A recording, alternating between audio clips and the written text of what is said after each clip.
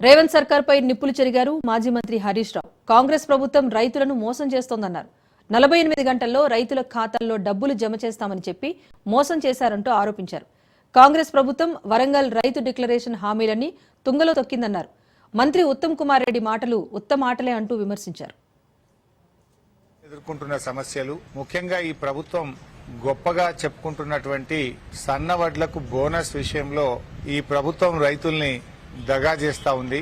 సన్నవడ్లకు ఈ రాష్ట్రంలో 8,64,000 మెట్రిక్ టన్నులకు 432 కోట్ల రూపాయల బోనస్ పెండింగ్ లో ఉంది. 48 గంటలు కాదు 48 రోజులైనా రైతుల ఖాతాలో బోనస్ డబ్బులు జమ కావడం లేదు. ఈ విషయం మీద రాష్ట్ర ముఖ్యమంత్రి రేవంత్ రెడ్డి గారికి ఒక బహిరంగ లేఖ విడుదల చేయడం జరుగుతూ ఉంది. సన్నవడ్లు అమ్ముకొని దాదాపు 2 నెలలు గడుస్తున్నా కూడా రాష్ట్ర ప్రభుత్వం బోనస్ డబ్బులు రైతుల ఖాతాల్లో జమ చేయడం లేదు. రెండవ పంటకు ప్రిపేర్ కావాల్సినటువంటి రైతులు బోనస్ డబ్బుల కోసం కలెక్టరేట్ల చుట్టూ వ్యవసాయ శాఖ అధికారుల చుట్టూ తిరగాల్సిన పరిస్థితి ఏర్పడ్డది. ఎన్నికల సమయంలో అన్ని పంటలకు బోనస్ అని కాంగ్రెస్ చెప్పింది. కానీ అన్ని పంటలకు బోనస్ అని మాటలను బోగస్ చేసింది కాంగ్రెస్ పార్టీ.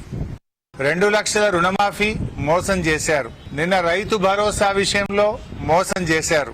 అదే విధంగా పంటలకు బీమా అన్నారు, మోసం చేశారు. మొత్తం వరంగల్ రైతు డిక్లరేషన్ ను తుంగలో దొక్కిండ్రు, గాల్లె గలిపింది కాంగ్రెస్ పార్టీ. వరంగల్ రైతు డిక్లరేషన్ లో చెప్పిన ఏ ఒక్క హామీ కూడా ఈ రోజు అమలుకు నోచుకోలేదు. రుణమాఫీ చేయవైతివి, క్రాప్ లోని రానకపాయే, రైతు బంధు ఇవ్వకపోతివి, పండిన పంటలకు వడ్లమ్మిన పైసలకు కూడా ఇవాళ పైసలు ఇవ్వలేదు. రూపాయి 2 రూపాయలు కాదు బైసాబ్. రాష్ట్రంలో 432 కోట్ల రూపాయలు ఇవాళ బోనస్ బకాయిలు ఉన్నాయి. నేను ఉత్తమ్ కుమార్ రెడ్డి గారిని అడుగుతున్నా, నువ్వు పెద్ద పెద్ద స్పీచ్లు కొట్టినావు, బీఆర్ఎస్ పార్టీ నోటుకొచ్చినట్టు తిడుతున్నావు, మాకు తిట్టరాకనా? మాకు నోరు లేకనా? మాకేమో సంస్కారం ఉంది, మీకు సంస్కారం లేదు.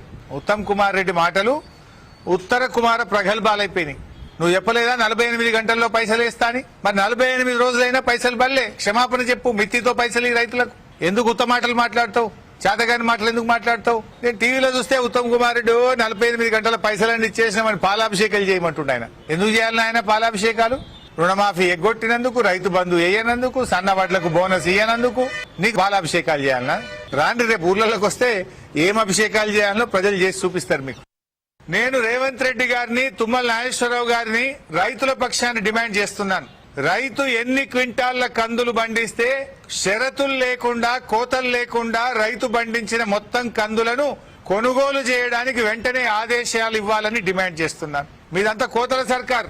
15,000 రైతు బంధు అన్నారు, ఇప్పుడు 6,000 ఇస్తున్నారు. 9,000 కోత పెట్టిరు. 4,000 పింఛన్ ఇస్తామన్నారు, ఇచ్చే 2,000 కూడా 2 నెలలు కోత పెట్టిరు.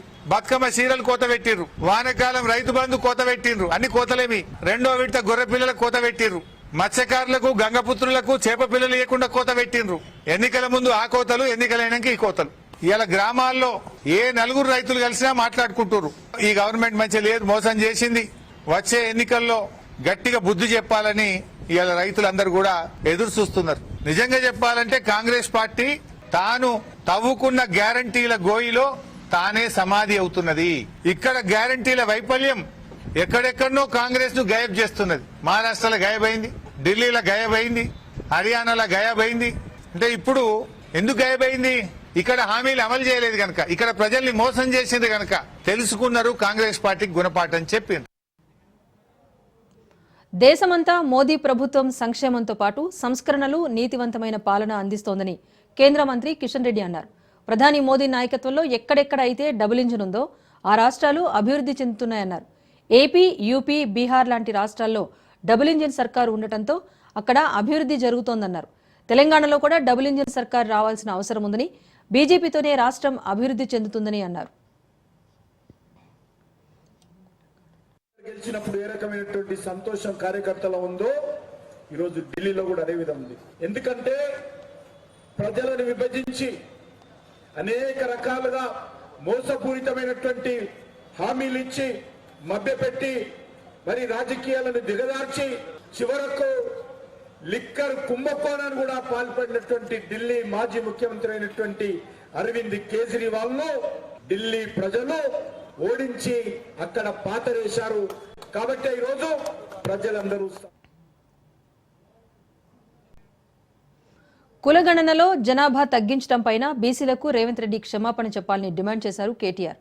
కులగణన పూర్తిగా తప్పుల తడకాని, అది చిత్తు కాగితంతో సమానమని కాంగ్రెస్ ఎమ్మెల్సీ తగులుబెట్టారన్నారు కేటీఆర్. రీసర్వే చేసి సరైన లెక్కలు తేల్చాలని డిమాండ్ చేశారు కేటీఆర్. రిజర్వేషన్లతో పాటు ఈ రాష్ట్రంలో రాబోయే 5 ఏళ్లలో 1,00,000 కోట్ల బడ్జెట్ పెడతాం బీసీలకని చెప్పింది కాంగ్రెస్ పార్టీ. 5.5% జనాభా తగ్గించి దాదాపు 22 లక్షల మందిని ఉన్నవాళ్లను లేనట్టుగా చిత్రీకరించే దుర్మార్గం ఏదైతే రేవంత్ రెడ్డి చేసిండో దానికోసం వెంటనే ఈ రాష్ట్రంలోని బీసీలను రేవంత్ రెడ్డి క్షమాపణ కోరాలని చెప్పి మేము డిమాండ్ చేస్తా ఉన్నాం. నీ కులగణన పూర్తి తప్పుల తడక, నీ పూర్తి అశాస్త్రీయం, అసంబద్ధం, అర్ధరహితం. ఈ మాట మేము మాత్రమే కాదు, రాష్ట్రంలోని బీసీ సంఘాలు అంటున్నాయి. స్వయంగా మీ కాంగ్రెస్ పార్టీ ఎమ్మెల్సీ కూడా ఇది. మండలాలు, నియోజకవర్గాలు, జిల్లాల వారీగా ప్రెస్ మీట్లు, సమావేశాలు నిర్వహించి ప్రజలను జాగృతం చేస్తామన్నారు కేటీఆర్. ప్రభుత్వం మొండి వైఖరితో బీసీల గొంతు కోసి ఎన్నికలకు పోతే ఏం చేయాలో నిర్ణయించినట్టుగా తెలిపారు. వీటిని కేసీఆర్ కు నివేదించి తదుపరి కార్యాచరణ నిర్ణయిస్తామన్నారు కేటీఆర్. ఇతర బీసీ సంక్షేమ సంఘాల నాయకులతో వెంటనే ప్రెస్ మీట్ల ద్వారా ప్రజలని జాగృతం చేసే ప్రయత్నం విస్తృతం చేస్తాం. దాంతో పాటు మిగతా ఇంకా చాలా విషయాలు కూడా మేము మాట్లాడుకున్నాం. ఏ రకమైన కార్యాచరణ ఉండాలి, ప్రభుత్వం దిగిరాకపోతే మొండి వైఖరితో గనక రిజర్వేషన్లు ఇవ్వకుండానే బీసీల గొంతు కోసి స్థానిక సంస్థల ఎన్నికలకు పోతే ఏం చేయాలనే విషయంలో లోపల చాలా మాట్లాడుకున్నాం. అవన్నీ కూడా మా పార్టీ అధ్యక్షులు పెద్దలు కేసీఆర్ గారికి నివేదించి తదుపరి కార్యాచరణ ఏ రకంగా ఉండాలో కూడా తప్పకుండా నిర్ణయించుకుంటాం. కానీ ఈ విషయాన్ని వదిలిపెట్టాం. తప్పకుండా బీసీలకు కాంగ్రెస్ పార్టీ చేస్తున్న మోసాన్ని ఎండగడతాం. అందరినీ కూడా జాగృతం చేస్తూ మండలాల వారీగా, నియోజకవర్గాల వారీగా, జిల్లాల వారీగా ప్రెస్ మీట్లతో మొదలు పెడతాం, చిన్న చిన్న సమావేశాలతో మొదలు పెడతాం. తదుపరి కార్యాచరణ ఎట్లా ఉండబోతుందో పెద్దలు కేసీఆర్ గారితో ఒక బీసీ జాబితాలో ముస్లింలను ఎలా కలుపుతారని కేంద్ర మంత్రి బండి సంజయ్ ప్రశ్నించారు. హిందువులం బొట్టు పెట్టుకుంటాం, జన్మ నక్షత్రం ఉంటుంది, గోత్రనామాలు ఉంటాయన్నారు. ఒక జాతికి ఇంకో జాతికి తేడా తెలుసుకోలేని మూర్ఖత్వపు పార్టీ కాంగ్రెస్ పార్టీ అని మండిపడ్డారు. హిందువులకు ముస్లింలకు పోలికలేంటన్నారు బండి. హిందువులను బిచ్చగాళ్లను చేద్దామనుకుంటున్నారా అంటూ ప్రశ్నించారు. ఎవరు అధికారంలో ఉంటే వాళ్లకు వత్తాసు పలుకుతారా అంటూ ఫైర్ అయ్యారు. ఓవైసీ కుటుంబం, రేవంత్ రెడ్డి గ్యాంగ్, హిందూ వ్యతిరేక గ్యాంగ్, వీళ్ళిద్దరు కూర్చొని రాత్రిపూట ముచ్చట్లు పెట్టి ఇవాళ హిందువులను రాచి రంపాన పెట్టడమే లక్ష్యంగా చేసే కుట్రనే ఇది. ఓవైసీ కుటుంబం, రేవంత్ రెడ్డి గ్యాంగ్. హైదరాబాద్ లో అన్యాయం జరిగినప్పుడే స్పందించాల్సిన బీసీ సంఘాలు, స్పందించాల్సిన హిందూ సమాజం స్పందించకపోవడం వలన ఈ పాటకు సిగ్గు లేకుండా, బుద్ధి లేకుండా ఇవాళ ఒక వర్గానికి కొమ్ము కాసే విధంగా వివరిస్తున్నారు. ఇవాళ ఇవ్వ రాజకీయాలు చేసేది, ఒకరిని పుట్టకోయడము. ఆ బీసీలలో ఏమైంది, అనేక కులాల పాపులేషన్ తగ్గించారు. ఇక 60 లక్షలు తగ్గించారు అంటే. గత 10 ఏళ్లలో బీఆర్ఎస్ ప్రభుత్వం ఎలాంటి అభివృద్ధి చేయలేదని ఎమ్మెల్యే కడియం శ్రీహరి అన్నారు.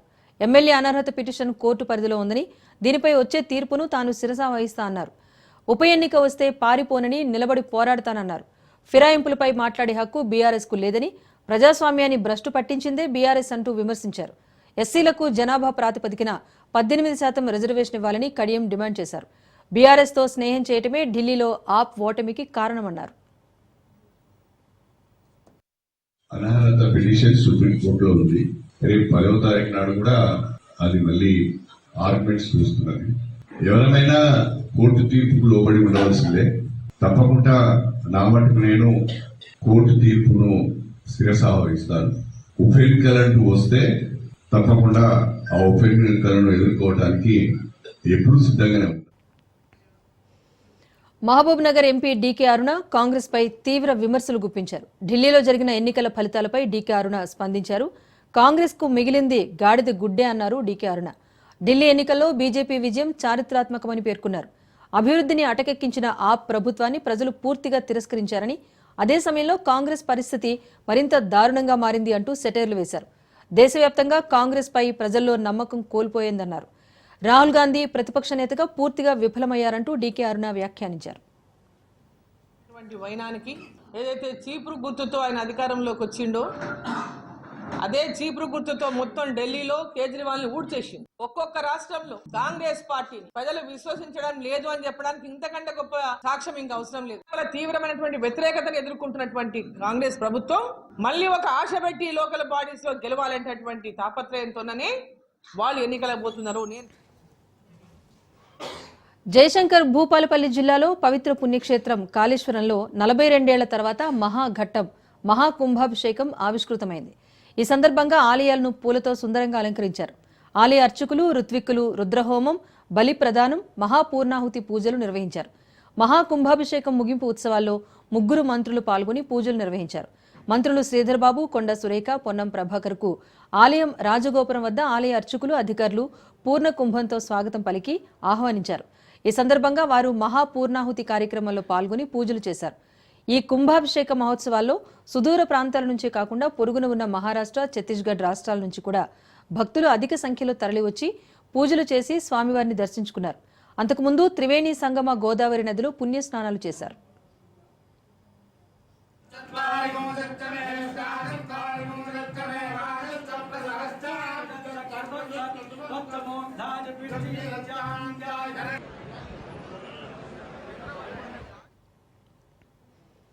కాంగ్రెస్ బీజేపీలపై బీఆర్ఎస్ నేత మాజీ మంత్రి తలసాని శ్రీనివాస్ యాదవ్ కామెంట్స్ చేశారు. కాంగ్రెస్ పార్టీకి ఢిల్లీలో గుండు సున్నా వచ్చిందని, రానున్న రోజుల్లో తెలంగాణలోనూ గుండు సున్నా అవుతుందన్నారు. బీజేపీ రిజర్వేషన్లు చేయరు, కానీ వాళ్ళ డప్పు వాళ్లే కొట్టుకుంటారు అంటూ విమర్శించారు. ఎస్సీ వర్గీకరణకు తమ పార్టీ సంపూర్ణ మద్దతిచ్చిందన్నారు. తప్పు జరిగితే వదిలిపెట్టే ప్రసక్తే లేదన్నారు తలసాని. రాజ్యాంగ సవరణ చేపట్టి ఎన్నికల్లోకి వెళ్లాలని చెప్పామన్నారు తలసాని.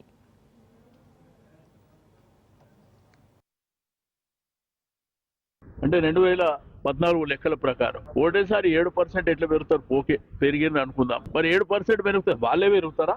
బీసీలు పెరగరా? ఎస్సీలు పెరగరా? ఎస్టీలు పెరగరా? ముస్లింస్ పెరగరా?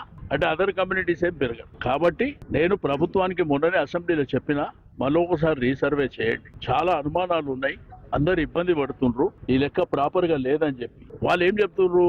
ముస్లిం జనాభాని బీసీ జనాభాని కలిపి 56% అంట. ఇప్పుడు 3.1% చేయలేదంటుంది గవర్నమెంటే. అంటే వాళ్ళు అందుబాటులో లేరనో రకరకాల కారణాలు చెప్పావు. మరి అది ఎట్లా చెల్తుంది రేపు కోట్ల? ఎవరైనా కోర్టుకు పోతే ఎట్లా చెల్తుంది? ఒకటి రీఆర్గనైజేషన్ జరిగినప్పుడు, అంటే పార్లమెంటు సీట్ల సంఖ్య పెరిగినప్పుడు, అసెంబ్లీ సీట్ల సంఖ్య పెరిగినప్పుడు, రిజర్వేషన్లు పెరిగినప్పుడు మరి ఈ సంఖ్య ఎట్లా తేలుతుంది? అంటే జనాభా ప్రాతిపదికనైనా కదా జరిగేది. కాబట్టి మా డిమాండ్ వల్ల మీరు రీసర్వే చేయండి. పశ్చిమ గోదావరి జిల్లా పాలకొల్లు నియోజకవర్గం ఎలమంచిలిలో గోదావరి ఏటిగట్టు పనులను మంత్రి నిమ్మల రామానాయుడు పరిశీలించారు. జగన్ 5 ఏళ్ల పాలనలో ఇరిగేషన్ శాఖను విధ్వంసం చేశారన్నారు. కనీసం మెయింటెనెన్స్ పనులు కూడా పట్టించుకోకపోవడంతో ఏటిగట్లు బలహీనపడి ప్రమాదంగా మారాయన్నారు. రాష్ట్రంలో ఇరిగేషన్ అత్యవసర పనుల నిమిత్తం ప్రభుత్వం 320 కోట్లు మంజూరు చేసినట్టుగా తెలిపారు. మార్చి నెలాఖరులోగా పనులు పూర్తి చేయాలన్నారు. జగన్ పాలనలో గోదావరి ఏటిగట్లకు ₹1 ఖర్చు చేయకపోవడంతో వరదలొస్తే ప్రజలు, యువకులు కలిసి రాత్రింబవళ్లు పనిచేసి ఏటిగట్లను కాపాడుకున్నారని తెలిపారు మంత్రి నిమ్మల.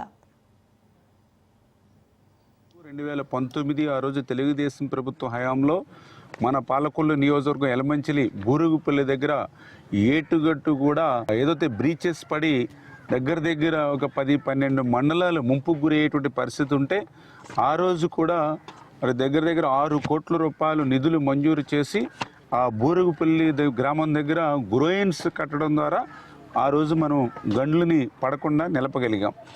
మరి తర్వాత 2019, 2024 5 సంవత్సరాల జగన్మోహన్ రెడ్డి పాలనలో కంచు స్తంభం పాలెం దగ్గర నుండి ఏదైతే ఈ యొక్క దొడ్డిపట్ల, అబ్బరాజిపాలెం, గంగడపాలెం, లక్ష్మీపాలెం, ఎలమంచిలి లంక, ఎలమంచిలి, చించినాడ, ఏనువార్ లంక, ఈ గ్రామాల వెంబడున్న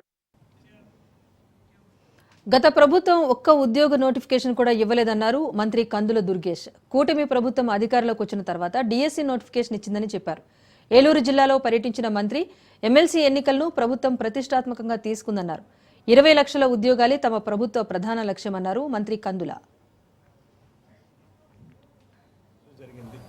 ఎంతో కాలంగా నిరుద్యోగ యువత ఎదురు చూస్తున్నటువంటి డిఎస్సీని ప్రకటించడం జరిగింది. త్వరలోనే ఈ ఎన్నికలు కూడా అయిన వెంటనే ఆ డిఎస్సీని కూడా అమలు చేయడానికి, తద్వారా వేలాది టీచర్ ఉద్యోగాలు ఇవ్వడానికి కూడా ఈ ప్రభుత్వం సిద్ధంగా ఉంది. అదేవిధంగా రాబోయే రోజుల్లో ఏవైతే ఎన్నికలకు ముందు చెప్పినటువంటి హామీలు ఉన్నాయో నిరుద్యోగులకు వృత్తి రాష్ట్ర దేవాదాయ శాఖ మంత్రి ఆనం రామనారాయణ రెడ్డి మార్క్ అభివృద్ధికి శ్రీకారం చుట్టారు. నెల్లూరు జిల్లా ఆత్మకూరు ఎమ్మెల్యేగా ప్రాతినిధ్యం వహిస్తున్న ఆనం రామనారాయణ రెడ్డి సారథ్యంలో 4 మంత్రులు ఆత్మకూరులో పర్యటించారు. పంచాయతీరాజ్ అతిథి గృహం, బీసీ గురుకుల పాఠశాల, ఆర్ఎండ్బీ అతిథి గృహం ఆధునికీకరణ అనేక కార్యక్రమాలకు ప్రారంభోత్సవాల భూమి పూజలో మంత్రి పాల్గొన్నారు. ఆత్మకూరు అభివృద్ధికి శక్తివంచన లేకుండా తాను కృషి చేస్తారన్నారు మంత్రి ఆనం.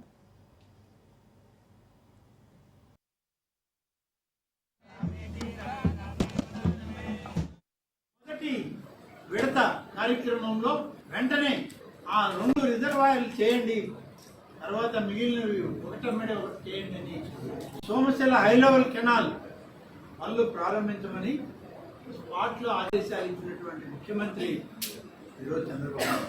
ఆ తర్వాత అనేక అభివృద్ధి కార్యక్రమాలు ఉన్నాయి, నిలిచిపోయినాయి అంటే మీరు కొన్ని నియోజకవర్గాలు కలవండి, ప్రజల మన్నలను పొందండి, వారిని అడగండి, ఏ సమస్య ఉన్నా మన ప్రభుత్వం తీరుస్తుంది. వచ్చి చూసాం. బీసీ రెసిడెన్షియల్ స్కూల్ మంజూరైంది, ఎక్కడ పెట్టాలో తెలియదు. సంవత్సరానికి 1,50,00,000 రూపాయలు ఖర్చు అవుతుంది దీనికి. నాన్ టీచింగ్, టీచింగ్, పిల్లలు వాళ్ళకి కావాల్సిన అనేక సౌకర్యాలు. ఏం చేద్దామని అంటే అప్పుడు 2014 ముందే ప్రారంభం మొదలుపెట్టిన ఈ భవనాలు ఖాళీగా ఉంటే దీనిలోకి పెడదామని చెప్పి ఆలోచిస్తే, అలాగే సవితమ్మ మా సోదరి అన్న మీరు పెట్టండి, మొదలు పెట్టండి, అవసరమైన భవనాలకి నిధులు కేటాయించడం. మొదటి ఈశాన్య రాష్ట్రాల్లో రత్నాల భూమిగా స్విట్జర్లాండ్ ఆఫ్ ఇండియాగా పేరుగాంచిన మణిపూర్ రాష్ట్ర రాజకీయాల్లో కీలక పరిణామం చోటు చేసుకుంది. మణిపూర్ సీఎం ఎన్ బీరెన్ సింగ్ రాజీనామా చేశారు. తన రాజీనామా లేఖను గవర్నర్కు బీరెన్ సింగ్ సమర్పించారు.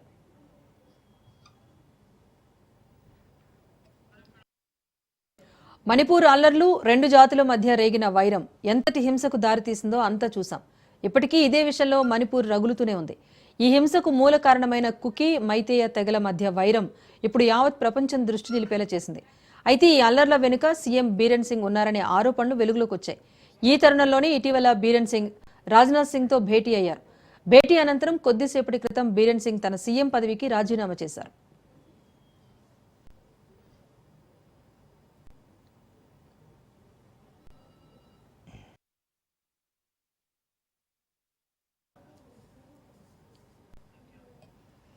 జాతర, జనజాతర, భక్తజన జాతర మహాకుంభమేళాలో ఆధ్యాత్మిక శోభ నెలకొంది.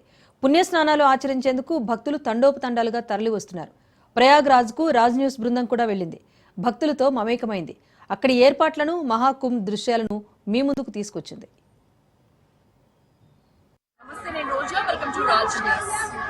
మన జీవితంలో ఎన్నో కుంభమేళాలు చూసుంటాం, కానీ మహాకుంభమేళా మాత్రం జీవితంలో ఒకేసారి వస్తుంది. ఎందుకంటే 144 ఏళ్లకు ఒకసారి ఈ మహాకుంభమేళా జరుగుతుంది. అందుకోసమే ఈ మహాకుంభమేళాను మిస్ చేయకుండా లక్షలాది మంది జనం ఎముకలు కొరికే చలిని సైతం లెక్క చేయకుండా త్రివేణి సంగమంలో స్నానాలు చేయడానికి పోటెత్తుతూ ఉన్నారు. హిందూ సంప్రదాయాలు, ఆధ్యాత్మిక అడుగడుగునా ప్రేరేపితమవుతున్నటువంటి ప్రయాగ్రాజ్ విశేషాలు రాజ్ న్యూస్ లో ఎక్స్క్లూజివ్ గా మీకు చేశారు.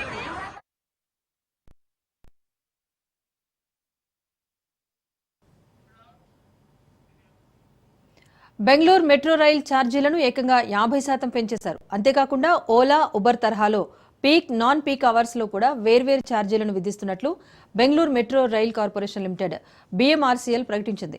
పెంచిన ఛార్జీలు ఆదివారం నుంచి అమల్లోకి వస్తాయని తెలిపింది. గరిష్ట ఛార్జీ 60 నుంచి 90 రూపాయలకు, మినిమం బ్యాలెన్స్ ను 50 నుంచి 90 రూపాయలకు పెంచింది. పెంచిన ఛార్జీల ప్రకారం 2 కిలోమీటర్లకు 10 రూపాయలు, 2 నుంచి 4 కిలోమీటర్లకు 20 రూపాయలు, 4 నుంచి 6 కిలోమీటర్లకు 30 రూపాయల చొప్పున పెంచారు. 6 నుంచి 8 కిలోమీటర్లకు 40 రూపాయలు, 8 నుంచి 10కి 50 రూపాయలు, 10 నుంచి 12 కిలోమీటర్లకు 60 రూపాయలు, 15 నుంచి 20 కిలోమీటర్లకు 70 రూపాయలు పెంచేశారు. ఛార్జీల నిర్ణయ కమిటీ ఇచ్చిన నివేదిక మేరకు వీటిని పెంచినట్టు BMRCL తెలిపింది.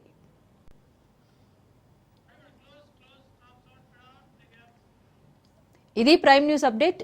Keep watching Raj news.